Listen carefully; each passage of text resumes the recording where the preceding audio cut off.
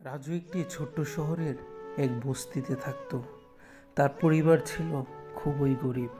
বাবা মা দুজনেই কাজ করতেন, কিন্তু কখনোই তাদের আয় সংসারের খরচের তুলনায় যথেষ্ট হতো না।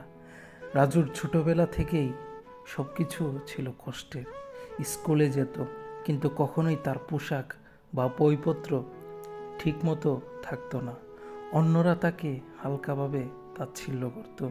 তার মেধা ছিল, কিন্তু সে কখনোই ভালোভাবে শিক্ষা নিতে পারেনি, কারণ তার পরিবার তার পড়াশোনার জন্য প্রয়োজনীয় ব্যবস্থা করতে পারত না। গ্রামের অন্যান্য পরিবারদের মধ্যে রাজু সব সময় অবহেলিত থাকত। কেউ তাকে নিজের সন্তান হিসেবে গ্রহণ করত না, কেউ তাকে খেলাধুলায়ও ডাকত না। স্কুলে মজা করার সময় সে একা থাকত, আর বাড়ি ফিরে সে কেবল তার ছোট্ট ছোট্ট ভাই বোনদের দেখাশোনা করত, কারণ তার বাবা মা কাজের চাপ ছিল বেশি। রাজুর সাথেও একটা স্বপ্ন ছিল, সে একদিন বড় কিছু করবে, কিন্তু তার আশেপাশের মানুষদের অবহেলার কারণে সে কখনো সেই স্বপ্নের দিকে এগোতে পারল না। একদিন শহরের এক ধনী পরিবার তাকে একটি কাজ দিল, তবে কাজের পরিবেশ ছিল অত্যন্ত নিষ্ঠুর।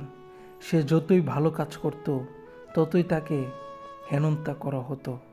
রাজু দিনের পর দিন অবহেলিত হয়ে জীবনযাপন করল।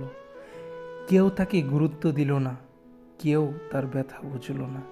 একদিন একাকী দাঁড়িয়ে থাকা রাজু তার জীবনের সমস্ত কষ্ট অনুভব করল। তার মনে হলো সমাজ, পরিবার, সব জায়গা থেকেই সে যেন বিচ্ছিন্ন হয়ে গেছে। তার কষ্টের গল্প কেউ শোনে না, তার স্বপ্নের দিকে কেউ হাত বাড়ায় না।